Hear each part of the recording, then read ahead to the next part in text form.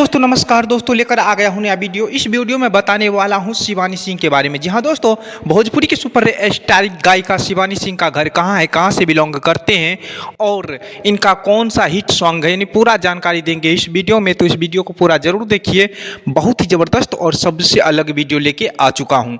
चलिए दोस्तों बात करते हैं शिवानी सिंह के बारे में। तो दोस्तों आपको बता दूँ कि शिवानी सिंह का बहुत सारे सॉन्ग जो कि भोजपुरी इंडस्ट्री में हिट है। जी हाँ दोस्तों, आपको बता दूं कि सभी सिंगर के साथ गा चुके हैं, जैसे पवन सिंह, खेसारी लाल यादव। भोजपुरी इंडस्ट्री में जितना भी सुपर स्टार है सभी के साथ गा चुकी है शिवानी सिंह। इनका एक सॉन्ग बहुत ही ज़बरदस्त हिट है, चूल्ही में झोंक दी। जी हाँ दोस्तों, सुने होंगे, बहुत ही ज़बरदस्त हिट सॉन्ग है जो कि भोजपुरी इंडस्ट्री में बहुत सारे सॉन्ग रिकॉर्ड बना हुआ है शिवानी सिंह का, जो कि बहुत अच्छी गाती है शिवानी सिंह।